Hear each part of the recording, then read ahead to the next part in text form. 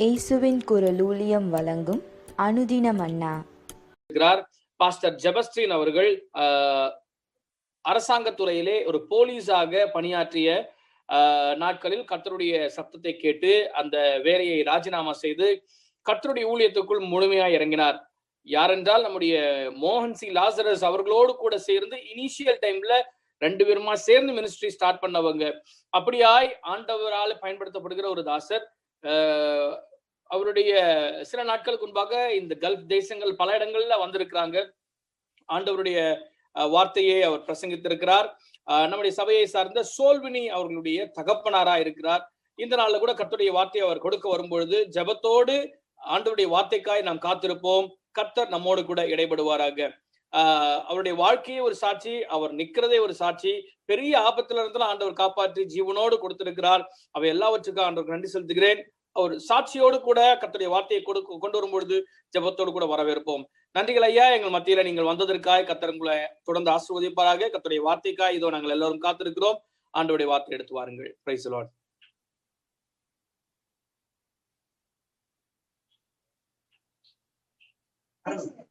நமது ஆண்டவரும் அருமை இரட்சகரும் ஆகிய இயேசு கிறிஸ்துவின் பரிசுத்த நாமத்திற்கு மகிமை உண்டாவதாக.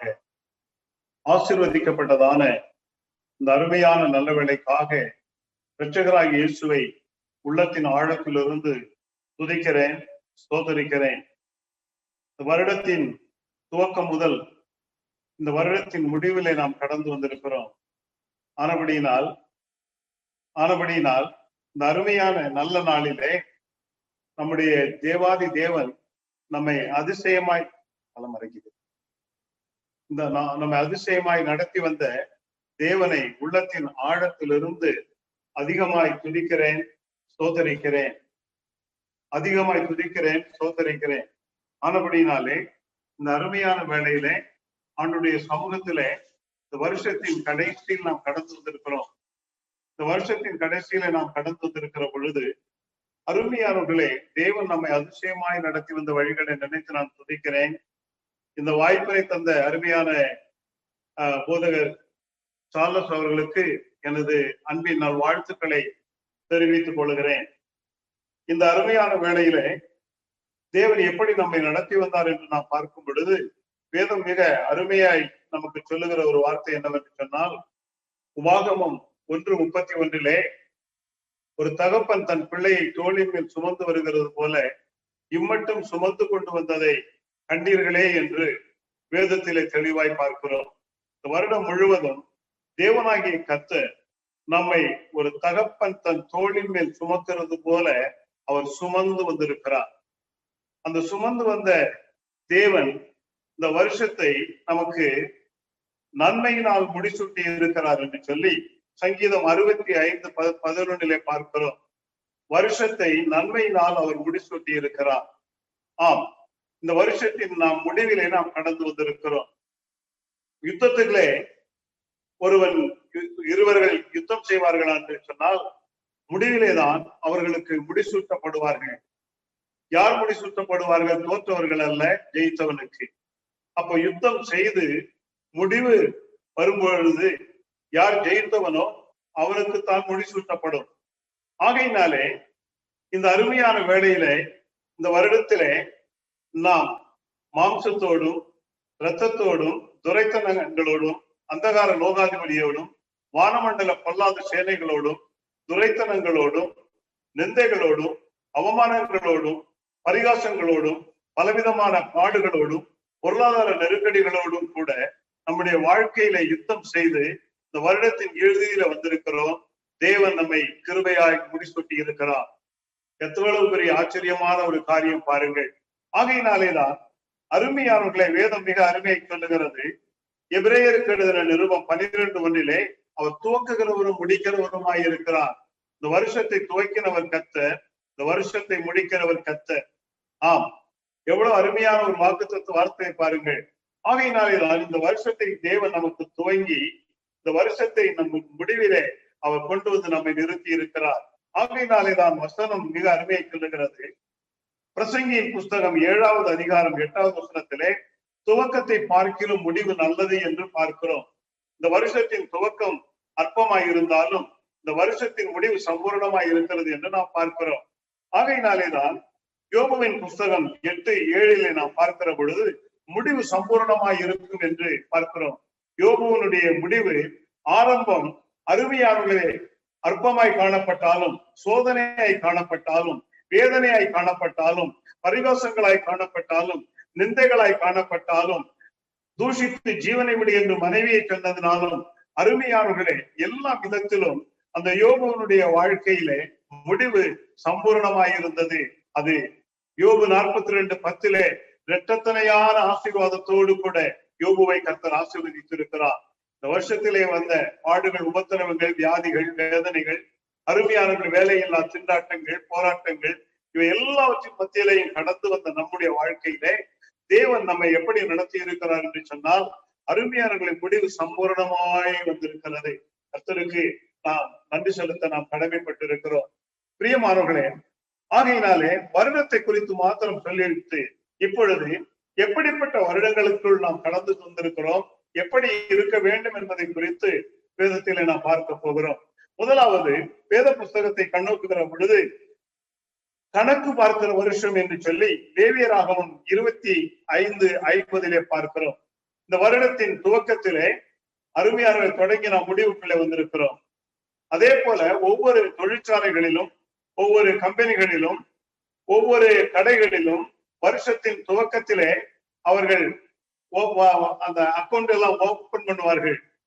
அவர்கள் அதிலே முடிவிலே வரும் பொழுது எவ்வளவு நமக்கு லாபம் வந்திருக்கிறது, எவ்வளவு நஷ்டம் வந்திருக்கிறது, எவ்வளவு போன வருடத்தை விட இந்த வருடத்திலே நாம் அதிகமாய் விற்பனை செய்திருக்கிறோம் என்றெல்லாம் கணக்கு பார்ப்பார்கள்.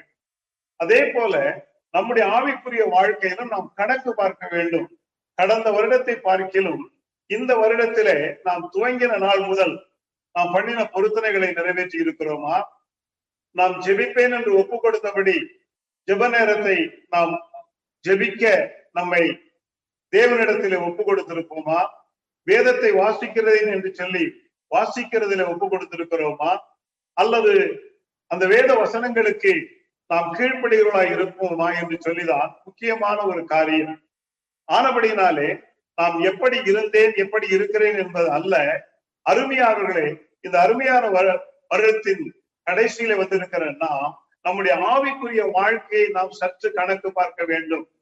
எவ்வளவு நாம் விரோதங்களோடு இருக்கிறோம், பகைகளோடு இருக்கிறோம், மறைமுகமான தீமைகளோடு இருக்கிறோம் என்றெல்லாம் நம்முடைய வாழ்க்கையிலே நாம் கடந்து வந்த பாதைகளை எண்ணி பார்க்கிற பொழுது நாம் கண்ணீரோடு கர்த்தரிடத்திலே நாம் திரும்ப வேண்டியது அவசியமாய் இருக்கிறது. அப்படி திரும்புவோமானால் நம்முடைய லாப நஷ்ட கணக்குகளை நம்முடைய ஆவிக்குரிய வாழ்க்கையில கணக்கு பார்த்து நாம் தேவனுடைய திரும்புவோமானால் நிச்சயமாகவே அவர் இந்த புதிய வருடத்திலே புதிய நன்மையினால், புதிய கிருபையினால் அவர் ஆசீர்வதிக்கிறவராய் இருக்கிறார். சங்கீதம் 85:12 சொல்லப்பட்டது போல அவர் நன்மையானதை தருகிறவராய் இருக்கிறார். வேத புஸ்தகத்தை நாம் கண்ணோக்குகிற பொழுது வேதத்திலே பார்க்கிறோம். மிக அருமையாக வெளிப்படுத்தின விசேஷம் 13:18 நாம் பார்க்கிறோம். புத்தி உள்ளவன் கணக்கு பார்க்க கடவன். ஆம், நம்முடைய வாழ்க்கையிலே நாம் புத்தியுள்ள ஒரு மகனாக, ஒரு மகளாக, தேவனுடைய பிள்ளையாக, தேவனுடைய ஊழியக்காரனாக நம்முடைய வாழ்க்கையில நாம் காணப்பட வேண்டும். ஆகையினால் யார் கணக்கு பார்ப்பார்கள் என்று சொல்லும் பொழுது புத்தி உள்ளவர்கள் தான் கணக்கு பார்ப்பார்கள். புத்தி இல்லாதவர்களுக்கு கணக்கு பார்க்க தெரியாது. அதே போலதான் இந்த அருமையான நல்ல நாளிலே, வருஷத்தின் கடைசியிலே கடந்து வந்திருக்கிறவங்களுடைய வாழ்க்கையிலே நீங்கள் ஆவிக்குரிய வாழ்க்கையிலே புத்தி உள்ளவர்களா இருப்பீர்களா என்று சொன்னால் கணக்கு பார்க்க வேண்டும். ஆம் பிரியமானவர்களே, ஆகையினாலேதான் வேத புஸ்தகத்தை நாம் கண்ணோக்குகிற பொழுது ரோமருக்கு எழுதின நிருபம் 14வது அதிகாரம் 12வது வசனத்தை நாம் பார்க்கும் பொழுது ஒவ்வொருவனும் தன்னை குறித்து கணக்கு பார்க்க வேண்டும். பிறரை அல்ல, அவர்கள் எப்படி இருக்கிறார்கள், இவர்கள் எப்படி இருக்கிறார்கள் என்று அல்ல. நான் எப்படி இருக்கிறேன், நான் கிறிஸ்துவுக்குள் எப்படி இருக்கிறேன், நான் கிறிஸ்துவுக்குள் எப்படி வாழுகிறேன், நான் கிறிஸ்துவுக்குள் எப்படி ஜீவிக்கிறேன் என்பதுதான் மிக முக்கியமான ஒரு காரியம். மறந்துவிடக்கூடாது. ஆம் பிரியமானவர்களே, ஆம் அருமையான தேவனுடைய பிள்ளைகளே, ஆகையினாலே நான் என்னுடைய வாழ்க்கையில நான் என்னை குறித்து, என்னுடைய வாழ்க்கையை குறித்து, என்னுடைய தனிப்பட்ட வாழ்க்கை குறித்து, கணவனும் மனைவிக்கும் உள்ள வாழ்க்கை குறித்து, நம்முடைய சபை விசுவாசிகளோடு உள்ள வாழ்க்கை குறித்து, நம்முடைய சொந்த பந்தங்களோடு உள்ள வாழ்க்கை குறித்து நாம் என்ன செய்ய வேண்டும் என்று சொன்னால், நம்மை நாமே நமக்கு கணக்கு பார்க்க வேண்டும். நான் எப்படி இருக்கிறேன் என்பதுதான் முக்கியம். ஆகையினாலேதான் 2 கொரிந்தியரின் புஸ்தகம் 11வது அதிகாரம் 31வது வசனத்திலே நம்மை நாமே நிதானித்து ஆராய்ந்தால் நாம் நியாயம் தீர்க்கப்படும் என்று வேதத்திலே தெளிவாய் சொல்லுகிறது. அப்ப நம்மை நாமே என்ன செய்ய வேண்டுமா? நிதானித்து ஆராய்ந்து நாம் கணக்கு பார்க்க வேண்டும். அப்படி கணக்கு பார்க்கும் பொழுதுதான் நம்முடைய வாழ்க்கையில என்னவாகிறது என்று சொன்னால், அருமையானவர்களை, நாம் நியாய தீர்ப்புக்கு தப்புகிறோம், தேவனுடைய தண்டனைக்கு தப்புகிறோம். ஆனபடினாலே அருமையானவர்கள், யோபு இழந்த யாவையும் அவன் திரும்ப பெற்றுக்கொண்டான். அருமையானவர்களை, இரட்டத்தினையை பெற்றுக்கொண்டான். அதே போல தாவீது இழந்த யாவையும் திரும்ப மீட்டுக் கொண்டான். ஆகையினாலேதான் அருமையானவர்களை, மறுதளித்த பேதுரு கூட தேவனுடைய கரத்துல தன்னை தாழ்த்தி ஒப்பு கொடுத்து கண்ணீரோடு ஒப்பு கொடுத்த பொழுது அவனுடைய வாழ்க்கையிலே, அவனுடைய ஜீவியத்துல என்னவாகிறது என்று சொன்னால், மிக அருமையான ஒரு காரியம். அவரை தேவன் வல்லமையாக எடுத்து பிரயோஜனப்படுத்த ஆரம்பித்தான். ஆகையினாலேதான் இந்த அருமையான நாளிலே நம்முடைய வாழ்க்கையிலே நாம் எப்படி இருக்கிறோம் என்பதுதான் முக்கியம். ஆகையினாலே இன்னொரு காரியம், முக்கியமான ஒரு காரியம், மத்தேயு எழுதின சுவிசேஷம் 12வது அதிகாரம் 36வது வசனத்தை பார்க்கிற பொழுது, வீண் வார்த்தைகளை குறித்து கணக்கு ஒப்புவிக்க வேண்டும். நான் பேசின வீணான வார்த்தைகள், சதியான வார்த்தைகள், பொய்யான வார்த்தைகள், சூதான வார்த்தைகள், கபடான வார்த்தைகள், மற்றவர்களை வஞ்சிக்கிற வார்த்தைகள், ஏமாற்றுகிற வார்த்தைகள், மோசம் போக்குகிற வார்த்தைகள். ஆகையினாலே அருமையானவர்களே, இப்படியாக நாம் பேசின வார்த்தைகளை எல்லாம் குறித்து நாம் கணக்கு பார்க்க வேண்டும். என்னுடைய வார்த்தையினால் எத்தனை பேர் மனம் கசந்து இன்றைக்கு வேதனைப்பட்டுக் கொண்டிருக்கிறார்கள் என்பது மிக மிக முக்கியமான ஒன்று. இயேசுவின் குரல் ஊழியத்தின் அனுதின மன்னாவை தினமும் கேட்டு பயனடைய சப்ஸ்கிரைப் பண்ணவும். நோட்டிஃபிகேஷன் பெற பெல் ஐக்கானை பிரஸ் பண்ணவும். ஜெப உதவிக்கு brother S. Jebastin, Jesus voice ministries, number 376 Bharathiyar road, Karaikal, Pondicherry state, India. Pin code 609602. Mobile number 9443875298. God bless you.